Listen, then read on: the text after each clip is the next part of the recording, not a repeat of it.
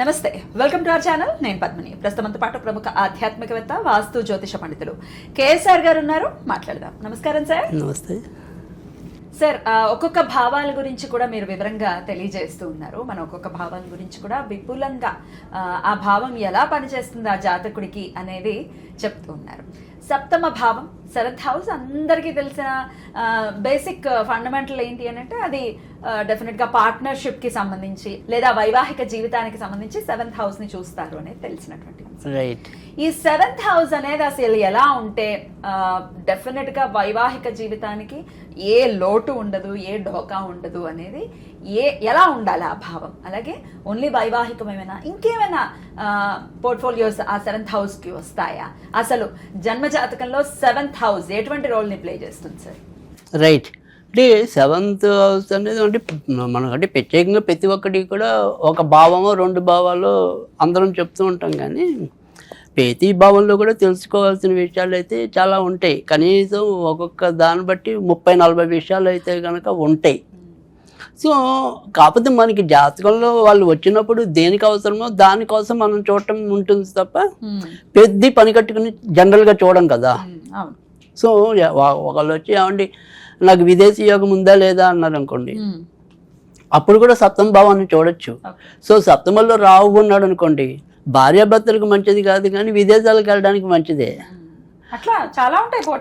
అలా ఉంటాయి. సో అందుకని జస్ట్ ఒక ఉదాహరణ. సో కానీ మనం ప్రాథమికంగా సప్తమ భావం చూసేది ఏంటంటే 3 విషయాల కోసమే మనం మెయిన్. అంటే భార్య లేదా భర్త అంటే జీవిత భాగస్వామి అనుకోండి, అది ఎప్పుడు అవుతుంది లేదా వాళ్ళు వచ్చే వాళ్ళు ఎలా ఉంటారు, ఇవన్నీ దానివల్ల తెలుస్తాయి ఒకటి. తర్వాత ఒకవేళ మీరు చాలామంది మన దగ్గరకు వచ్చినప్పుడు ఏమంటే మేము పార్ట్నర్షిప్ వ్యాపారాలు చేయొచ్చా లేదా అని అడుగుతారు.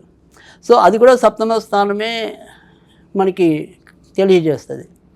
లేదు అసలు వ్యాపారం చేయొచ్చా లేదా అనేది కూడా 7 చెప్తుంది.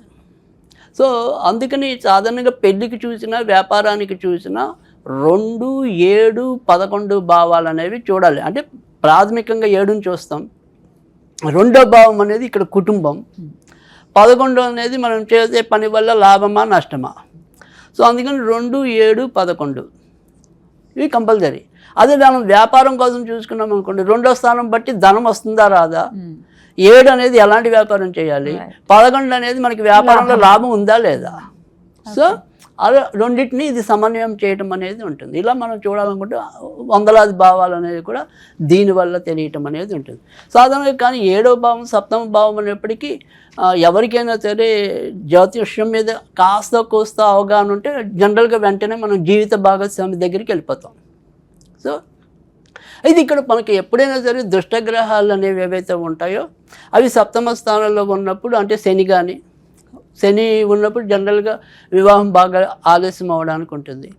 రాహు ఉన్నప్పుడు తొందరగా పెళ్ళయ్యి ఇబ్బంది పెట్టడమైనా ఉంటుంది. లేట్ చేసి సంబంధాలు దగ్గర దాకా నోటి దాకా తీసుకొచ్చి దాన్ని క్యాన్సిల్ చేసేయటమైనా ఉంటుంది. తర్వాత కుజుడు ఉంటే వీళ్ళు ఎలాగో కుజ దోషం అని ఇంకా భయపడతారు కాబట్టి అది ఎలాగో అంత తేలిగ్గా అవదు. సో తర్వాత వచ్చేప్పటికీ మనకి కేతు సప్తమంలో కేతు ఉన్నా కూడా ఓ పట్టణ సంబంధాలు కుదరకపోవటం అనేది ఉంటుంది. సేమ్ ఇంచుమించు అయినా ఉంటే ఎలా అవుతుంది, కేతు ఉన్నా కూడా అలానే ఉంటుంది. సో రవి సప్తమంలో ఉంటే అంత ఇబ్బంది అనేది ఉండదు. బట్ ఈ జీవిత భాగస్వాముల యొక్క ఆరోగ్య విషయాల్లో కొద్దిగా జాగ్రత్తగా చూడాల్సి వస్తుంది. రవి అంటే ఇప్పుడు సపోజ్ మకర లగ్నం అయింది అనుకోండి, రాశి కాదు మకర లగ్నానికి అష్టమాధిపతి సూర్యుడు అవుతాడు. సూర్యుడు అయ్యిండి ఆయన సప్తమంలో ఉన్నాడు అనుకోండి, ఆడవాళ్ళకైతే భర్త ఆరోగ్యం బాగుండకపోవటం, మరి మగవాళ్ళ జాతకాల్లో ఆడవాళ్ళకి బాగుండకపోవటం ఆరోగ్యరీత్యా. సో ఇంకా ఏమైనా దుష్ట కాంబినేషన్స్ ఉంటే ఒక్కోసారి వైదవ్య యోగాలు కూడా ఉంటాయి. సో అందుకని అది ఓవరాల్ మనం జాతకం చూసినప్పుడు కానీ రవి అక్కడ మేల చెడ అనేది ఉంటుంది. కానీ ఇప్పుడు సపోజ్ నా జాతకానికి శని మేలు చేసేవాడైనప్పటికీ కూడా సప్తమంలో ఉన్నప్పుడు వివాహం అయ్యాక నాకు బాగుండొచ్చు, కానీ శని యొక్క సహజ లక్షణం ఏదైతే ఉంటుందో లేట్ అనేది ఉంటుంది. నాకు ఎంత బాగా మేలు చేసే గ్రహం అయినప్పటికీ కూడా. సో కేతు అయినా సరే నాకు మేలు చేసే గ్రహం అయినా కూడా అలానే ఉంటుంది. సో ఇప్పుడు రాహు ఉన్నాడు, సంబంధాలు పట్టడానికి కుదరవు, కానీ కొంతమంది కుదిరాక చాలా మంచి మ్యాచ్లు కుదురుతాయి. ఇన్నాళ్ళు అబ్బా ఎంత ఏడిపించుకు తిన్నాడు, చాలా మంచి సంబంధం వచ్చిందండి అంటాం. సో అంటే వీళ్ళు మనకి పాజిటివ్ ఉన్నారు, కానీ వాళ్ళ యొక్క సహజ గుణాలు ఏవైతే ఉన్నాయో ఏడిపించారు. ఆ ఏడిపింపు అనేది కామన్ ఉంది, కానీ ఏచాక నవ్వామా లేదా అనేది వాళ్ళ చెడులో అయితే ఇంకా చెడు ఉంటుంది, మంచి అయితే ఇలా నవ్వుకోవటం అనేది ఉంటుంది. సో అందుకని సప్తమ స్థానంలో దుష్టగ్రహాలు అనేవి ప్రాథమికంగా అయితే కనుక ఇది రాహు, శని, తర్వాత కేతువు, కుజుడు, వీళ్ళు అంత మంచి చేయకపోవటం అనేది ఉంటుంది. కానీ నిజానికి సప్తమంలో చంద్రుడు ఉన్నా కూడా అంత మంచి జరగదు. సో ఏమంటాం, వివాహం లేట్ అవటమే కాకుండా భర్త కానీ భార్య కానీ ఏవైనా సరే కొన్ని వ్యసనాలతో రావడానికి ఉంటుంది. సో అందుకని చంద్రుడిని కూడా పరిపూర్ణంగా సప్తమ స్థానంలో మంచి అని చెప్పలేం. సో కానీ సప్తమ స్థానం వల్ల జనరల్గా మనకు వచ్చే వాళ్ళు అనేది ఎలాంటి వాళ్ళు అనేది తెలియటం అనేది ఉంటుంది. సో అదే మనకి కేపీ మెథడ్లో ఏంటంటే ఇంకా ఈజీ ఉంటుంది అనమాట. అంటే ఇప్పుడు సపోజ్ భార్య రంగు ఏంటి లేదా భర్త రంగు ఏంటి, ఎక్కడి నుంచి వస్తారని మమ్మల్ని కామన్గా అడుగుతారు. ఏమండి మాకు సంబంధం ఉత్తరం నుంచి వస్తుందా, తూర్పు నుంచి వస్తుందా, పడమర నుంచి వస్తుందా, దక్షిణం నుంచి వస్తుందా, ఇలా అడిగే వాళ్ళు కూడా చాలామంది ఉంటారు. సో అవి కూడా చెప్పచ్చు. అంటే సపోజ్ మనకి ప్రతి రాశికి దిక్కులు ఇచ్చారు కదా. అంటే ఉదాహరణకి మేషం అంటే కనుక తూర్పు అని ఇచ్చాము, కర్కాటకం అంటే దక్షిణం అని ఇచ్చాము అనుకోండి. సో అది వృషభం అంటే ఉత్తరం ఇచ్చాము, పడమర అంటే మిథునం ఇచ్చాం అనుకోండి. సపోజ్ నా సప్తమాధిపతి అంటే ఇప్పుడు సపోజ్ నాది మేష రాశి అనుకోండి. అంటే మనకి లగ్నాలు ఎప్పుడైనా సరే అది వీళ్ళకి గుర్తుండవు కాబట్టి మనం లగ్నాల మీద మాట్లాడడం. సో కానీ మేష లగ్నం అనుకోండి, సో తుల అవుతుంది. ఉత్తరం నుంచి వస్తారా? శుక్రుడు కదా, శుక్రుడు ఎక్కడ ఉంటే అమ్మో అది ఉంటుందా? అంతే కదా. ఇప్పుడు సపోజ్ నాకు సప్తమాధిపతి శుక్రుడు అయ్యాడు, శుక్రుడు అయ్యిండి మేషంలో ఉన్నాడు అనుకుందాం, అంటే లగ్నంలోనే ఉన్నాడు, అప్పుడు నాకు తూర్పు వైపు సంబంధం వస్తుంది. లేదు ఆయన ఉత్తరం అంటే వృషభంలో ఉన్నాడు, నాకు ఉత్తరం నుంచి వస్తుంది. మిథునంలో ఉన్నాడు, పడమర నుంచి వస్తుంది. కర్కాటకంలో ఉన్నాడు, దక్షిణం నుంచి వస్తుంది. ఇలా మొత్తం 12 రాజులకి దిక్కులు ఉంటాయి కదా. సో అలా చెప్పడం అనేది ఉంటుంది. రైట్. సో అందుకని చెప్పడం అనేది మనం చూసేదానికి చాలా తేడా ఉంటుంది. ఇంకా మరి శుభగ్రహాలుగా చెప్పే ఈ గ్రహాలు ఉంటే సప్తమ స్థానంలో ఎటువంటి ఫలితాలు? ఇక్కడ ఖచ్చితంగా ఇప్పుడు ఎప్పుడైనా సరే సప్తమంలో గురువు అనేది చాలా మంచి ఫలితాలు ఉంటాయి. బుధుడు ఉన్నా కూడా చాలా మంచి ఫలితాలు ఉంటాయి.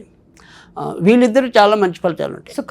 శుక్రుడు ఉంటే కొన్ని సందర్భాల్లో చెప్పలేం కానీ బట్ ఓకే మంచిదే. అంటే సాధారణంగా సప్తమంలో శుక్రుడు ఉన్నప్పుడు ఏమవుతుందంటే ఒక్కోసారి పెళ్ళి అవన్నీ సజావుగా సాగినా కూడా ఒక్కోసారి ఏమంటాం పక్కింటి వైపు ఎదురింటి వైపు చూడాల్సిన పరిస్థితి ఉండొచ్చు. సో శుక్రుడు అంటే కొద్దిగా ఇబ్బంది ఉంది.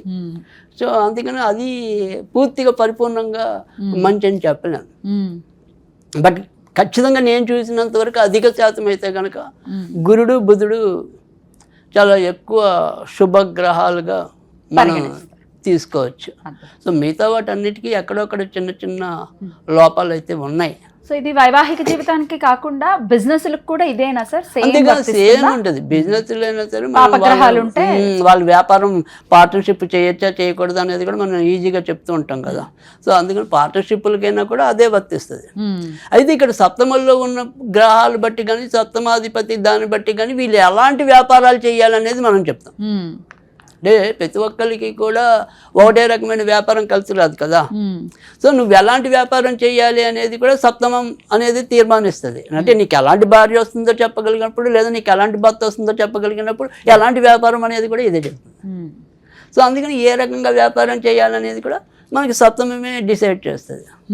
సో అందుకని 7వ ఇల్లు అనేది చాలా చాలా అన్నిటికీ కూడా మనకి బాగా మేలు చేసేది. అంటే ప్రతి మనం లోగడ కూడా ఒక వీడియోలో చెప్పుకున్న అన్నిటికంటే ఒకంత భాగ్యస్థానానికి విలువ ఇస్తాం, కానీ దేనికి ఉండే విలువ దానికి ఉంది. మొత్తం 12 భావాలకి అని మనం గతంలో కూడా చెప్పుకున్నాం. సో అందుకని 7వ భావం సరే ఎవరికైనా సరే 7వ భావం వల్ల అంటే ఇప్పుడు పెళ్ళవక ఇబ్బంది కానీ పెళ్ళయ్యాక ఇబ్బందులు కానీ ఏదైనప్పటికీ కూడా అలాంటివి ఉన్నాయంటే కనుక లేదా వ్యాపారం మనం ఎన్ని చేసినా కూడా కలిసి రావటం లేదన్నా ఖచ్చితంగా 7వ స్థానం అంత కరెక్ట్గా లేనట్టు. సో అందుకని ఏదైనా సరే 7వ స్థానం ఉన్నంతలో మనకి తెలుసు. అంటే జాతకాలు చూపించుకోకపోయినా 7వ మనకి ఏదైనా సరే భార్య లేదా భర్త మంచి వాళ్ళు రావటం, వైవాహిక జీవితం బాగుంటాం, లేదా మనం చేసే వ్యాపారం బాగుంటాం, ఇలాంటి వాటికి ఏంటి పరిహారం ఒకవేళ మనకి తెలిసే లేదో అనుకుందాం. ఏ రకమైన పరిహారం చేస్తే ఉన్నంతలో మంచి జరుగుతుంది అనుకుంటే కనుక ఖచ్చితంగా వీళ్ళు దత్తాత్రేయుడికి సంబంధించినవి నిత్యం చదువుకోవటం అనేది అవసరం. అవకాశం ఉంటే కనుక కొన్ని గురువారాలు, అంటే వాళ్ళు సంఖ్య అనేది ఎప్పుడు కూడా బేస్ సంఖ్య ఉండాలి. అంటే 3 కానీ 5 కానీ 7 కానీ 9 కానీ అలా వాళ్ళు పెట్టుకుని ఈ పచ్చిశనగలు ఉంటాయి కదా, ఆడవాళ్ళ పేరంటాలకు వాడేసి అవి కొద్దిగా మనం నీళ్ళల్లో పెసలు నానేస్తే మెత్తపడతాయి. ఆ మెత్తపడిన శనగలు ఏవైతే ఉంటాయో 21 శనగలు తీసుకోవాలి. 21 శనగల్ని మాలలాగా చేసుకుని దత్తాత్రేయుడి ఫోటోకి వేయాలి. అలా ఇందాక చెప్పినట్టు 3 గురువారాలు చేస్తారా, 5 గురువారాలు చేస్తారా, అయితే ఏ వారానికి మాల ఆ వారమే మార్చాలి. ఆ మాల ఏదైనా సరే గుళ్ళలో చెట్ల దగ్గర కానీ లేదా ఎవరు తొక్కని చెట్ల మీద కానీ పడేయచ్చు, గుళ్ళు కాకపోయినా కూడా. ఆ రకంగా చేసినట్టయితే కనుక ఖచ్చితంగా ఏదైనా సరే కొంతవరకు వ్యాపారంలో మంచి జరగడానికి కానీ లేదా అక్కడ తీసుకునే నిర్ణయాలు ఖచ్చితంగా పాజిటివ్ వేలో వెళ్ళడానికి కానీ అవకాశం ఉంటుంది. అద్భుతం సార్, చాలా చక్కగా విపులంగా తెలియజేశారు. కృతజ్ఞతలు. నెక్స్ట్ వీడియోలో ఇంకొక భావం గురించి తెలుసుకుందాం. మేము చెప్పడం ఎందుకు, మీకేమనిపిస్తుంది చెప్పండి. మీరు పర్టికులర్గా మాకు ఈ భావం గురించి చెప్పండి అని కమెంట్ సెక్షన్లో రాయండి. ఆ భావానికి సంబంధించిన వీడియో వస్తుంది. Thank you sir. నమస్తే.